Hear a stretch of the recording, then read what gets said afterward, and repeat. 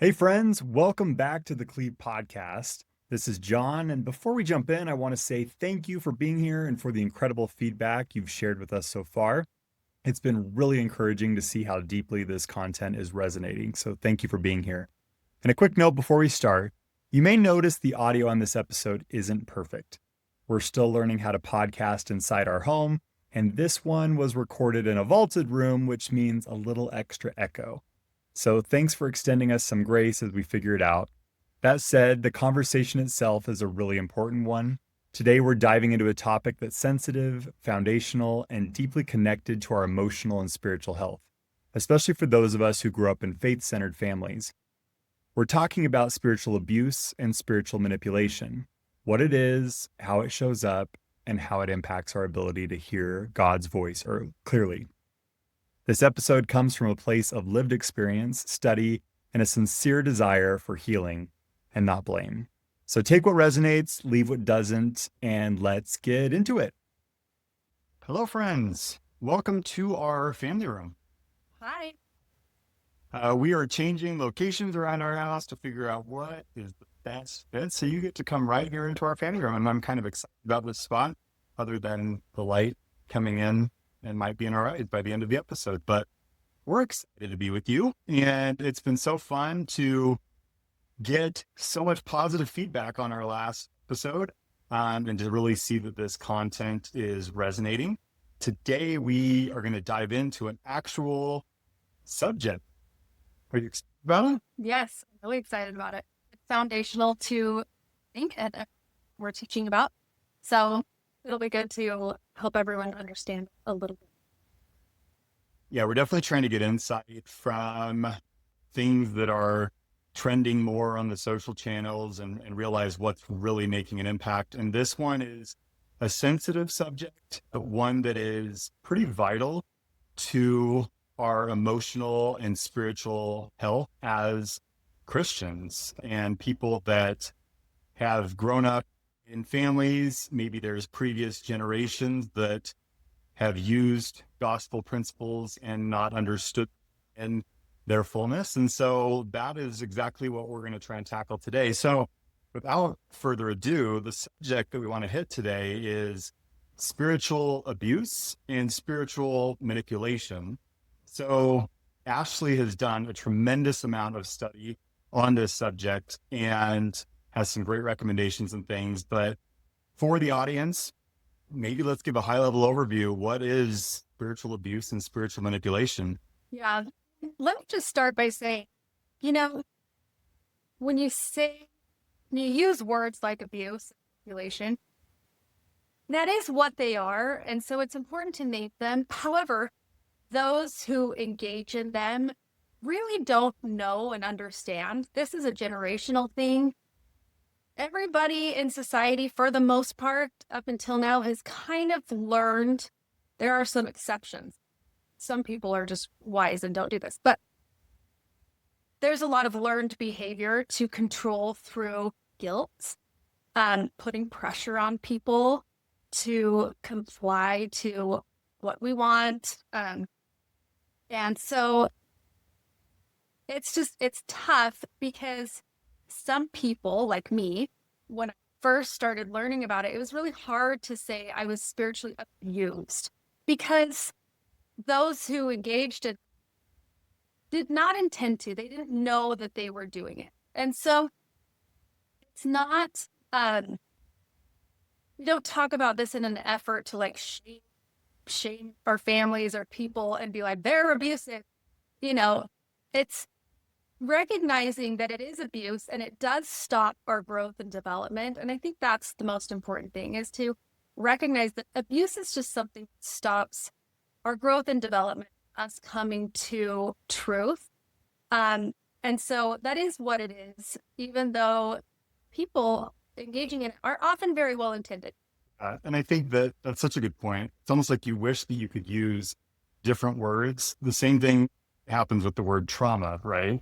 And the reality is every child had some element of trauma. It's not like everyone just comes out completely unscathed and completely happy and completely healthy. There's always variations. We always not joke, but we tell our kids, look, you will likely be in therapy because of us, and things that we did unintentionally, but we did try our best. What we also say is, but you have our full commitment that we will do whatever we can to make any wrongs right. And when you know better, you will do better. And so I think that's an important framework for the discussion is let's not trigger everybody on this subject and go out accusing people on a witch hunt of who's been a spiritual abuser, but it's more knowledge is power. And let's just have awareness on this and how it has been received or how it's impacted people, especially in faith communities. Totally. So, And I think it just prefacing with that helps us even to be able to receive it and recognize the patterns in our own lives. And that was a hurdle that I had to jump across for a long time. I wouldn't use the word abuse because I was like, no, but I didn't come from an abusive family. I didn't think that they were abusive. I still don't like to say that. Like I come from an abusive family. It just does not paint the right picture. However, there was manipulation used heavily in order to control. And it did not bear great fruits. Well, and I think we've talked about this a lot. We've seen a lot of people in our generation that have left the church. When we dive into it, was it the church and or the gospel, or was it the way in which the family used the church and the gospel to control or manipulate? And most often it seems that it's the latter. It's that people grew up in families where this was used as a weapon almost. And it's a very human experience, but if you don't have awareness of it, it can wreak some major havoc. Yeah. As a parent, like I was talking to our oldest daughter this morning, and when you didn't grow up with like a lot of confidence, it feels to be able to be a source of wisdom and knowledge, right? Like I'm the youngest. Nobody paid attention to what I had to say. It's a temptation to me to approach our kids as though I have the answers to everything because I've grown some wisdom and that feels really good. And that is true in a lot of senses. I can be a helpful source of information. I have to really reel that back and help teach them how to get answers from God himself. So there's a situation where I encouraged our daughter to pray about something. Now, I have my own opinions on it. I also have grown enough wisdom to know that my opinions here don't really matter and that they could be off. And I want her to get her own answer. And so I taught her, I just said, I don't really know. If I were going from my ego, I would have an answer to give her of like, you should do this because of this. It just makes sense. Yeah. But I don't want to do that. I want to always help her think, how do I feel about this? And to have the self-confidence that she can approach the Lord for her own answers. And and just say, I'm not really sure which answer you'll get. And then, even God doesn't answer all of our prayers with really direct answers. We're told to gather information, to discern for ourselves and make the best decisions we can. So anyway, we just kind of talked about, you may get a clear answer, you may not. If you don't, then you just do deductive reasoning and you go with what your gut tells you and have confidence. And our job as parents is to support them in that process. And even if their answer is different than ours, we need to help them build and strengthen that spiritual muscle so that they can have confidence in the personal revelation and inspiration that they get. So that's awesome. That's a good example. Maybe let's start super high level and maybe talk through what are some of the most common spiritual manipulation or spiritual abuse. I hate to even say tactics because again, they weren't maybe done intentionally, but what are some examples of where people might have seen this in their own life or, where it's wreaked havoc? Let's look at it from a 1,000-foot level. Yeah. Well, there are some cut and dry things. Obviously, when commandments are used, like honor thy father and thy mother, we talk about that probably every single episode. That are used. Well, and one that I used today in a video was the concept of turning the other cheek. And when you dive into that, the way that's been used and interpreted is wrong. And it basically people have used it as an example to keep accepting abuse over and over and over again, which is exactly the opposite of what Christ was teaching. Right. And, it's interesting because I have a thought and I don't want to jump ahead because this could be applicable in the later part of the episode. But there are two types of personalities. So rather than focusing on maybe like how manipulation is being used, it's maybe easier to focus on how we feel. Okay. So if you're the type of person feels like I'm selfish for expressing my own needs, I shouldn't be selfish. Other people's needs matter more than mine. They can advocate for themselves. I shouldn't advocate for myself. If I don't do what they want, they will be mad. Okay. These are the people, like myself, we call them codependent. They are your classic people pleasers. On the flip side, there are people who think I have to get what I want. My opinion is the only one that matters. I need to win it at all costs. I don't care about how this impacts another person as long as I get what I want. And these two personality types often find themselves in a relation with each other. And we have to realize that the scriptures are teaching to both types of people. And so Jesus often gives conflicting commandments. This is my interpretation of this. I think we get conflicting commandments because we're all kind of tempted to be one extreme or the other. And Jesus needs to speak to kind of everyone and our weaknesses. So where he's going to tell one person to turn the other cheek, he's going to tell another person, advocate for yourself.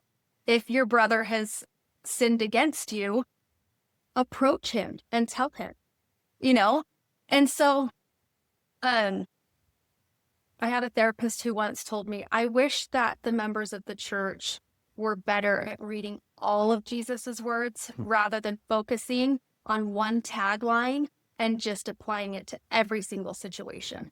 And even often that is a misinterpretation of that phrase, right? And so we have to be intentional about how we're reading the word of Christ and interpreting it and then using it to actively try to follow him. Yeah. And that's really the angle that we're taking it from this whole podcast and even our social media platforms is we're using these very common scriptures and principles, of the gospel. And we're just giving a more whole look at it because a lot of these have been pounded in through generations of this is the way it is. And that's been one of the greatest blessings for us in the tragedy of our own personal just estrangement is that it allowed us the opportunity to dive deep into the doctrine to understand because it was confusing at first. Right. Like Ashley said, at first we were really struggling with it because we felt like were we being disobedient? Were we not being Christlike? And I remember one time where I felt so conflicted in my soul, like it was eating me alive about something that a family member had done. And one time Ashley said to me, you need to be the bigger person and we need to fall on the sword, basically. And that was devastating. And I tried to do it over and over again. But the very, fiber of who I was as a being was rejecting that. And it felt conflicting. I'm like, am I not being Christ-like? And so then you have the guilt and shame that piles on and it becomes debilitating. But that is where I can speak from firsthand experience. You can then have extreme depression can come through that experience because you feel trapped. You feel like you don't have any power to advocate for yourself. You feel like you need to become this shell of a person. And I'm like, those aren't fruits of the spirit. So it was really confusing and conflicting. And I think people, when they experience that, that's where this wreaks so much havoc in their life. That is a really good point that you brought up. Just your own state of mental and emotional well-being. And those are signals that we really need to pay attention to, because in essence, you were having to deny yourself and what you wanted for yourself and what you felt was best for yourself to try to keep other people happy. And I'm ashamed to admit it, but I did say that to you. But it's conflicting, right? Because in your mind, you think to be Christ-like, we're supposed to be humble and we shouldn't be selfish. And Well, and that is honestly what I had expected of myself. It was what I was taught to do because I was willing to comply in that regard, right? So I myself thought that falling on the sword all the time, just giving everybody else what they wanted and being a supporter of them getting what they want, even at the cost of my own well-being, I did think that was righteous and Christ-like. And I know that you're a person who strives to be Christ-like. And so I really thought that was, the best thing for you to do.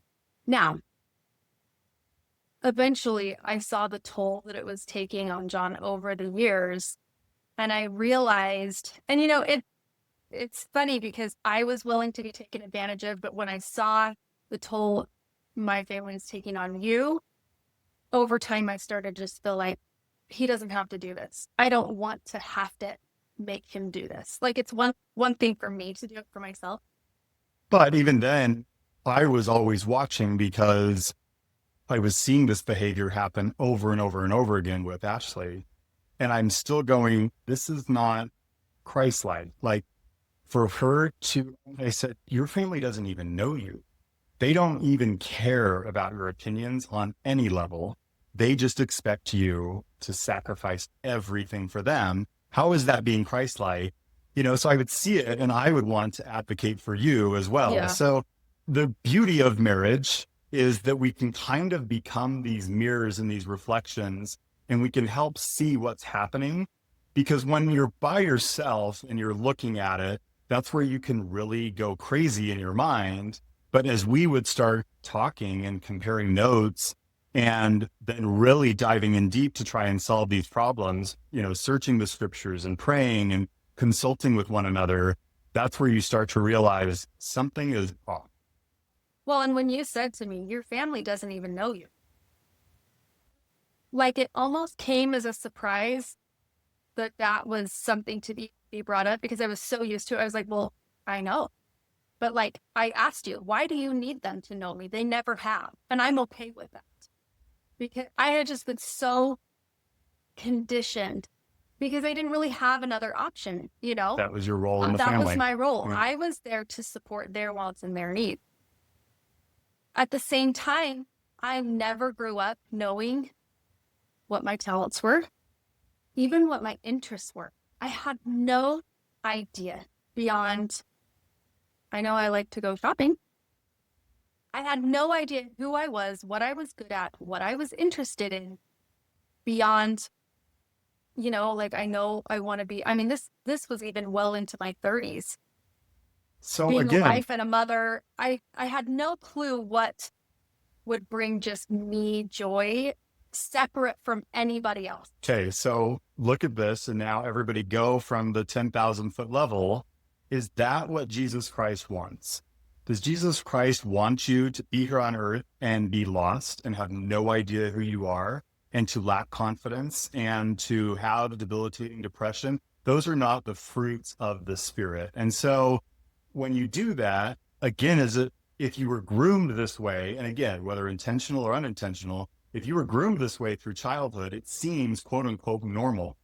But when you then study it and you realize that's not normal, and not only is it not normal, it's not healthy, and it's not where Christ wants you to be, then that's where you meet at this crossroads and you have to take action. But it's really scary to take action in these family systems where there is spiritual manipulation or spiritual abuse or control being used for you to comply and to stay in your lane and in your role that you were given from basically birth. Yeah. Oh, sorry. I had a good thing. Oh, yeah. The book changes that, I talk about it all the time. But in it, Dr. Henry Cloud explains so many things about how we can identify just owning ourselves. And he brings up the point that, Jesus Christ tells us to deny ourselves and take up a cross. Now, people pleasers will use this to feel like, oh, yep, if I'm really Christ-like, I need to deny myself and do what's best for other people. And that's not what it is at all.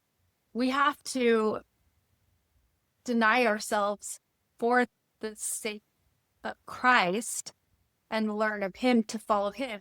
But he brings up the point, you cannot deny what is not already yours. You have to own who you are and know who you are, what you want, your likes and dislikes. And until we own our own selves by knowing who we are, and that comes with having boundaries, not letting everybody else influence us, then at that point, we can then choose to deny ourselves for Christ. But if everything is happening because of guilt and manipulation, there's no choice. We are bondaged. We are enslaved. So one of the things too, from our experience, when we then knew that something was wrong and that we needed to then step in and advocate for ourselves and our needs for just general spiritual health and wellness.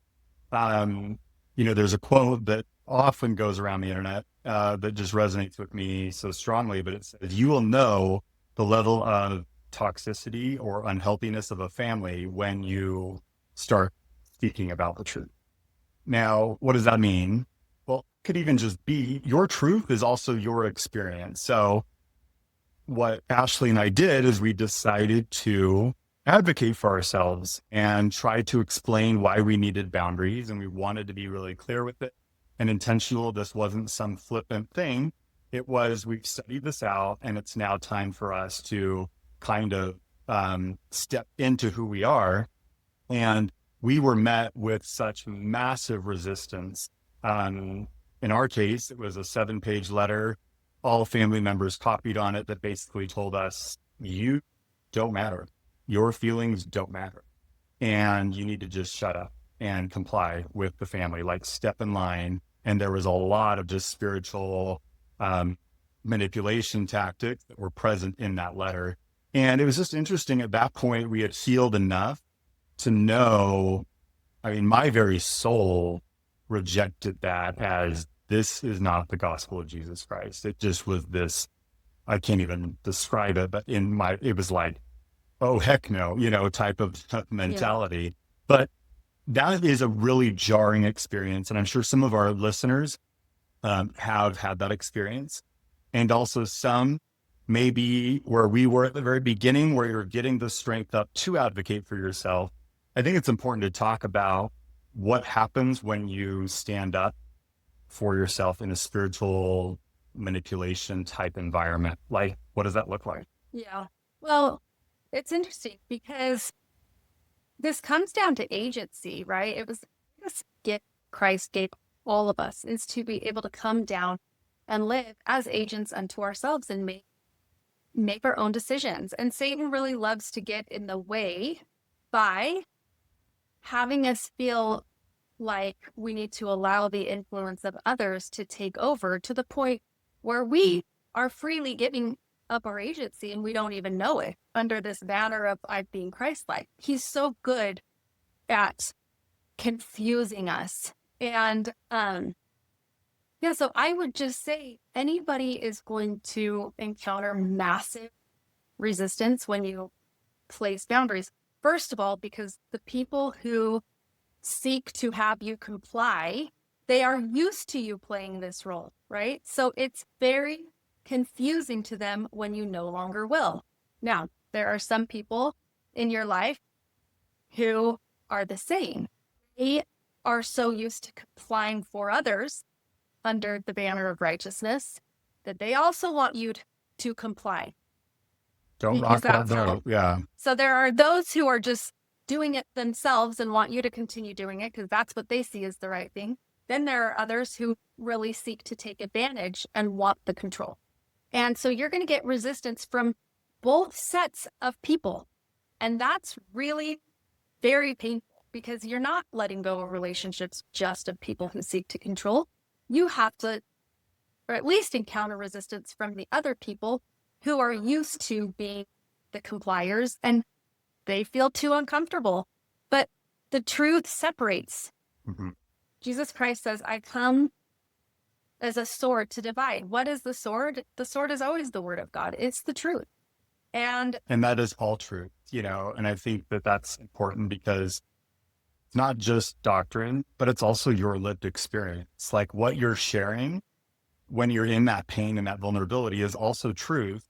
And if someone just blatantly spits on it and rejects it, like that is light that's coming in that could heal. But if instead is then being weaponized and used against you, then it can be really, really just so toxic. And I think, when Ashley then was also advocating for herself and talking about things from childhood, the number of times you got messages that you used to be such a peacemaker. And you're like, you were so sweet. You were so sweet. Like kind of what happened and what they would do is, whose fault was it? It was my fault because Ashley changed when she married John. Like that is the way they control the narrative. Not that John and Ashley have been healing together.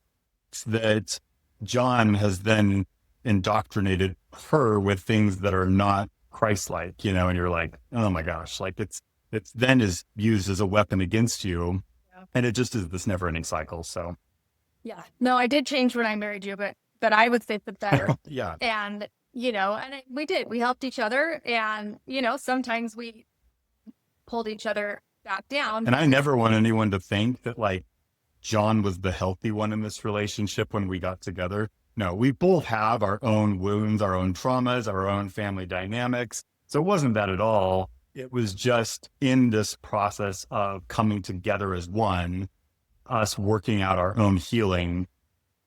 It's again, that yin and that yang and that mirror where we start seeing things in each other. And that's all it was. So I don't ever want anyone to think that I was on like some higher spiritual plane. Yeah. That wasn't the case. Which you also had perfectionistic tendencies. Oh, 100%. And you had major anxiety. Major people pleasing. And I came into Ashley's family with that. And so I tried for years to just comply and be obedient and just not rock the boat and fall on the sword until it wreaked so much havoc in my life that I was a shell of a human. Yeah, that's true. I always like to joke, like you became a perfectionist because you actually strived hard enough to kind of believe that you could do it all perfectly. Yeah. I never even had anything to do perfectly. So I was fine to not be a perfectionist in that sense. But like, I was always putting myself in the one down position. Like everybody else is better than me. Whereas like you were striving so hard to be the top. So and I wore perfectionism as a badge of honor. I thought that was a really, really good thing of, oh yeah, I mean, I am a perfectionist, which is great. That means that everything I do is going to be amazing and da-da-da. And it's like, no, when you get to the root of that, why am I needing everything to be perfect? And I will never be perfect in this life. That is an unattainable goal. And the only way that you are perfect is through Jesus Christ and his atonement. So when you go in that perfectionistic cycle, it can be so destructive because you're relying on yourself and the arms of the flesh to grit your way through life. And it is so disorienting. So anyways, yeah, there's both sides of that coin that can also be really, really destructive. Yeah.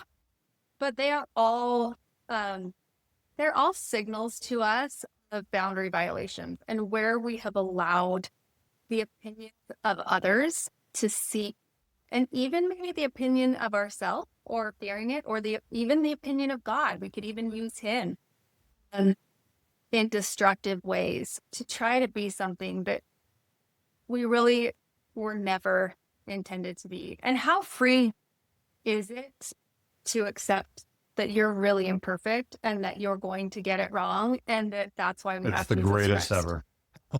It is the Best. greatest ever. And you realize you have need for repentance and the atonement every single day. And what an incredible gift that is. And that doesn't mean you get a free pass to just mess up all the time. We need to continue to strive to do our best. But the fact of the matter is, wherever we fall short, Christ makes up the difference and he protects us. And it's been a huge blessing to figure that out. I remember one time you and I got in an argument over something. I don't, of course, remember what it was, but I could just feel the trigger in you of like, the shame that I was disappointed in something in you. You know, like I was, and not even disappointed, but like I was mad about something or whatever. And I could just feel that burden of you, like feeling like, oh no, I did something wrong or I disappointed her. And I remember saying to you, why are you so worried about the fact that you disappointed me? Like, it's okay. Just let's be able to talk through it. Because you kind of wanted to, in that moment, deny that you had done anything wrong. And it was like, no, you know, and I was like, just own that you disappointed me. Listen to how I'm feeling. And then like, fine. Why are you trying to be so perfect for me? You're never going to be, you never have been. Well, I'm not for you. And that actually strengthens our marriage. Yeah, that's exactly what I was going to say. It strengthens your marriage. It strengthens your friendships and your relationship with Christ when you have that mentality, because the alternative is when you try to be the perfect husband, the perfect father, the perfect friend, the perfect whatever, you spend your entire life doing everything for everybody. You completely neglect yourself through that process. And that actually is the opposite of connection.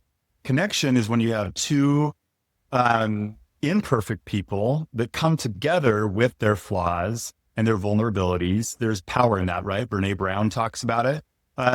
But I would say our marriage actually got better the more imperfect we were and the more we were willing to show up with all of our flaws and our scars and our wounds in that kind of nakedness, you know, and just be like, this is who I am. And when your spouse still then loves you through that, and when you both can realize that Christ is what ultimately heals that, that is when the relationship goes from, you know, that to a level 10.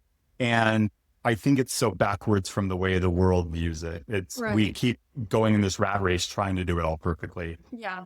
And that's a great description of really what should be the case in every relationship we have. We should be able to show up as who we are and have honest conversations rather, you know, and be fully known. And that's what a healthy relationship is. So if we are having to show up to our parents or our in-laws and kind of put on a mask and be who they want us to be to keep the peace, we're not doing ourselves or them any favors. And they might want that, but that really is immaturity on their part. They haven't grown up and matured within themselves enough to allow others to have agency. And this is why it is a gift to be able to, it's a gift to others to place boundaries and not allow them and their opinions and the pressure that they put on us,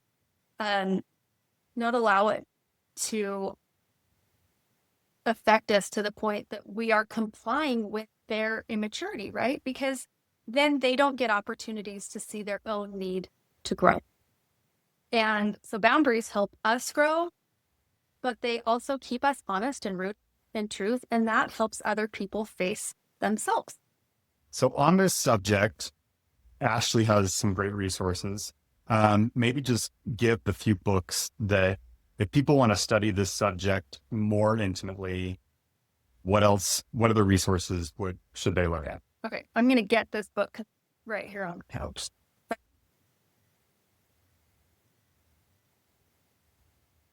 Okay, so this book, I'll just show you. It's called Changes That Heal by Dr. Henry Cloud.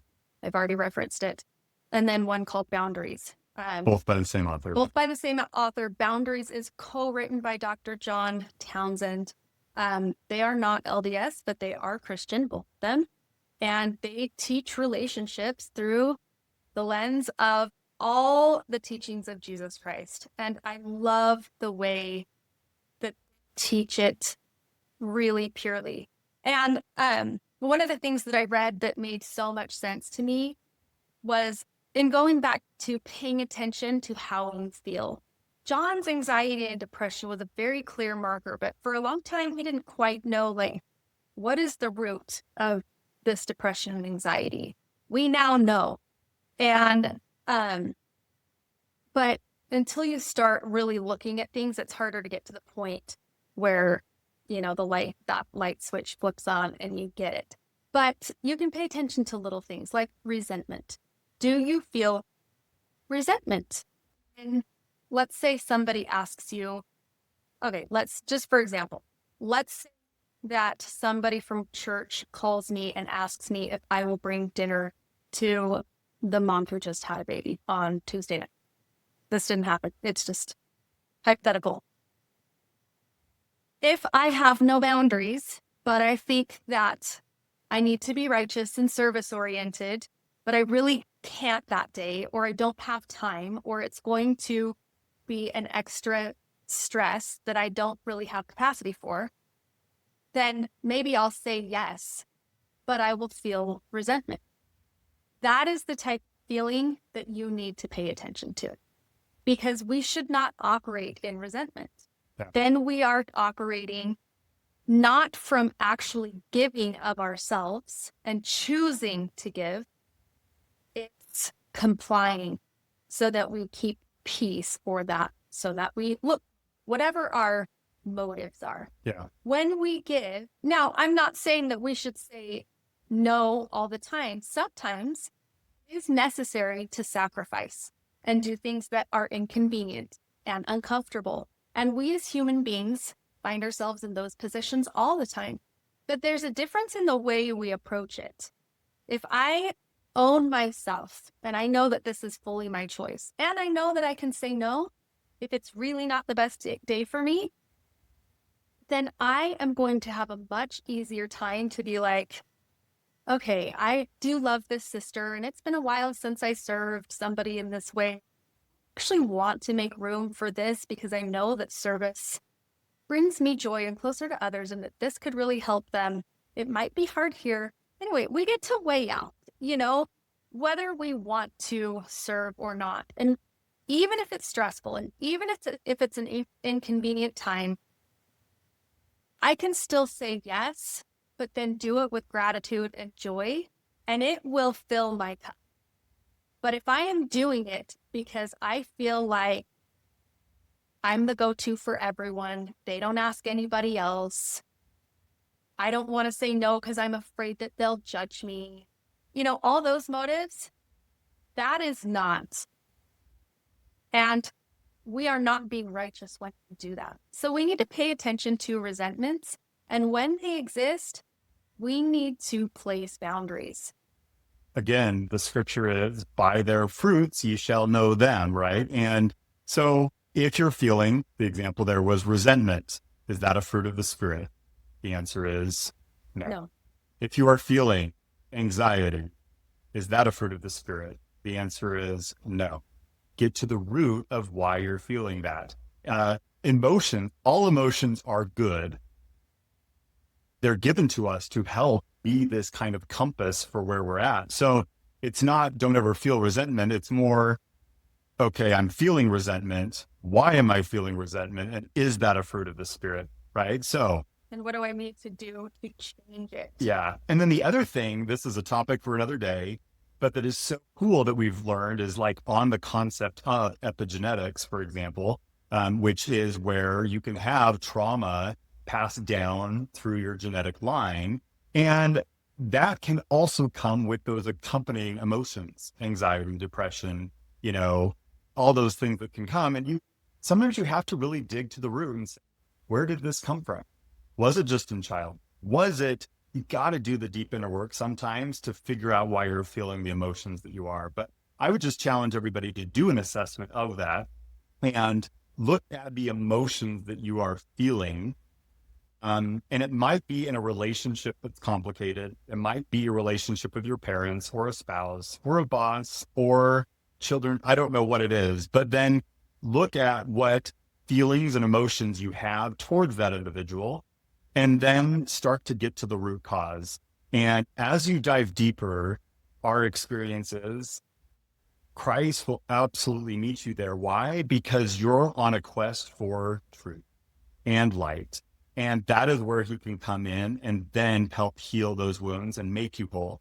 When you are whole, you're going to have way more capacity to serve and love and to show up in all the ways that this world needs.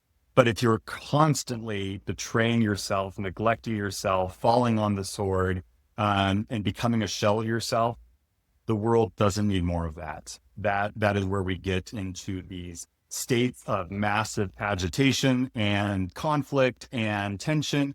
So it's really important to look at that. Well, and I was just going to say, once we give up listening to others, that's when we can really hear the voice of the Lord. And I wanted to share this little example really fast.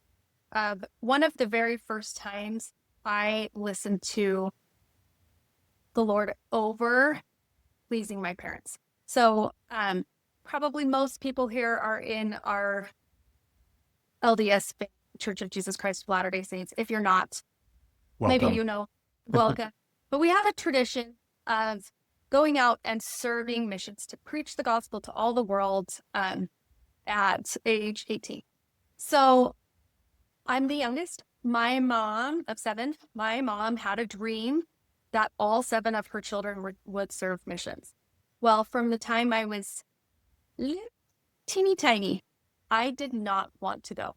And for girls, it's always been more of a choice. For boys, there's a little bit more responsibility placed on them. That's a conversation for another day. But girls, it really is more of a choice. But I have 4 older sisters, and they were all going to go. Like, everybody had this goal. I never wanted to. Like, from the depths of my soul, I did not want to do this. So when it came time, I had to be brave enough. And I actually did pray about it. And I told the Lord that I would go, but I needed him to give me either a desire or some kind of an experience that let me know that that was his will for me. And it didn't happen. And I felt really strongly, and I felt confidence. I know the Spirit gave me confidence to be able to stand firm in my decision, because my desire to not go was so strong. Like, there's no way I was going to do it. Not even to people please my mom, which I'd spent my entire life pleasing my parents. I would not go out with friends on weekends if they wanted to do something without a single complaint. I was really good at being super obedient. So when it came time for me to go, I told them that I was not going to go. And they were pretty shocked by this, because my whole life I had been conditioned to know that this is my mom's dream and I better go. And it is perceived as a very righteous thing to do. And so you could potentially have conflict of like, am I not doing the righteous thing? Right. So and to their credit, they didn't get mad at me. They were very surprised, but they were actually pretty supportive. I don't remember shame. So I want to say that this isn't negative on them. But as I've gotten older, I now understand. Like, normally you would think the Savior would feel so grateful to any one of his children who chose to go serve him for 1.5 years or 2 years, whatever it is. And, most willing people, I think that he would have them go, generally speaking. But for me, I can see now, looking back in wisdom, it was the first time he helped me really stand up for what I wanted and not just comply for what somebody else wanted me to do. And, I gained a little bit of confidence in myself through that experience, because I was very sure of my decision and I did not feel guilt or shame over it. I felt a lot of guilt and shame over things that are far less significant than that. But it was probably my first time where the Spirit helped me be really strong in knowing that I had made this decision with God, and I had honored my own feelings, and I asked God if it was his will to, differently, that he would let me know, and he didn't. So, but I think that was wisdom, and I think it was for a purpose. I think for me, particularly, it was the first step in helping me listen to his voice and his will for me, besides always defaulting to what everybody else wanted and expected of me. And this is how we become followers of Jesus Christ. We have to get rid of our tendency to allow others to pressure us into complying with what they want or manipulate us, even if they're perceivably things, unless it is our choice and we're doing it out of choice that then brings a feeling of joy, even if it's a sacrifice. It does not bring us closer to Jesus Christ.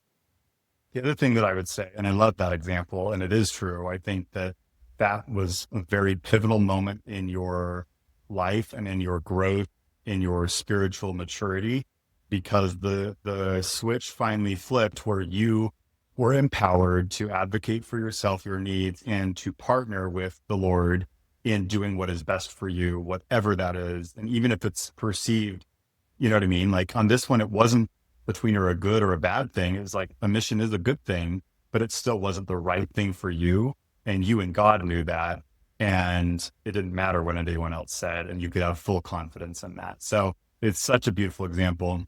The other thing I just want to say kind of as we wrap up is if you're listening to this, you've probably done enough, research on different personality types, but realize that we've also talked about spiritual narcissism and we've also talked about wolf in sheep's clothing a little bit on our social channels. You need to be mindful and really prayerful of those personality types. They exist in families. They exist sometimes in unhealthy marriage relationships. They can exist in church roles and responsibilities and people that might have some spiritual authority. They can exist in a workplace. Those personality types will use the gospel, use things that are good, and it is so incredibly subtle the way they do it, and that it's so horribly destructive. And I've experienced it in many aspects of my life. My wife and I were talking about, we won't say the name, but a previous business I worked with, where that was it. That culture just bred self-sacrifice all the time. And that if you ever were worried about yourself or your family, it was deemed as selfish. Or even needed a raise, asked for a raise. Yeah. So there's that. I've dealt with it in family environments, extended family environments, in-law environments.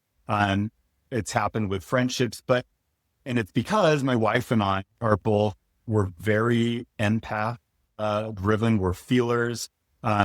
Because we are these people-pleasing type, those spiritual narcissist types will prey on those individuals and will suck them dry. So we don't need to go through just spiritual narcissism, but I just want to put that warning out there as well. Be mindful of it. And again, focus on your feelings with that individual. If you kind of honed in, then it's like when I'm around this person, when they ask me to do things, how am I feeling? Identify what those feelings are: anger, resentment, depression, anxiety, fear. Are those fruits of the Spirit? Yes or no? Then you dive deeper in it, and then you go, gosh, you'll start seeing it through really clear eyes. And then you start praying about what boundaries do I need to put in place, partner with the Lord on it, but also be willing to come what may. Like, you need to advocate for yourself. Otherwise you will destroy yourself. Right. So it's a process. Yeah. It's not it's just learning to stand in truth. Even, how many times does God say the wicked take the truth to be hard? They don't like it. And so often it means separation, because they'll demand that you comply or lay down what you know to be true, or sweep it under the rug to make them happy. And we have to learn to stop doing that. So awesome stuff. Any final words, honey, before we let him go? Okay. Well, this was a good discussion. I'm super excited about it. We would love to hear from you. Where are you at in this journey? What things are you learning? We would love to be a help along the way. We don't have all the answers. We lean a lot on our personal experience, but we have resources that we can point you to. And just know that we are cheering you on. This is the reason why we've decided to come out more boldly to speak on it. It's a part of our healing journey too, to be able to then help others. And it is what this is all about. Let's use our experiences, the good, the bad, and the ugly, but all things can be worked together for good. We know that, we believe it wholeheartedly, and God will bless all of us on our journey. So, And the whole point, I think for me, I mean, both of us, is to just be able to hear his voice and receive those blessings. And we can do that when we cut out the noise of everybody else. And so it has brought so much joy to both of us to be able to do this and really find our own power and our Savior through the process. all right, that's all we got for today. We love you all. See you later. Have a great one.